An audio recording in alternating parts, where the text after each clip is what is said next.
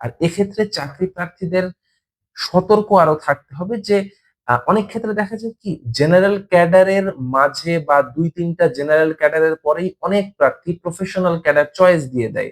এক্ষেত্রে পরে অনেক জেনারেল ক্যাডারে পাওয়ার যোগ্যতা থাকা সত্ত্বেও, অথবা যদি আমি বলি যোগ্যতা ঠিক কথাটা ভুল হচ্ছে, যে জেনারেল ক্যাডার পাবেন এরকম মার্ক থাকা সত্ত্বেও তারা টেকনিক্যাল ক্যাডারে চলে যাচ্ছে বা তাদের প্রফেশনাল ক্যাডারে চলে যাচ্ছে যদি বোথ ক্যাডারে ভাইবা দিয়ে থাকে। কারণ তাদের প্রফেশনাল বা টেকনিক্যাল ক্যাডারের চয়েসটা দেখা যায় 2 নাম্বার বা 3 নাম্বার বা 4 নাম্বারই সে দিয়ে রাখছে, উপরের দিকে দিয়ে রাখছে।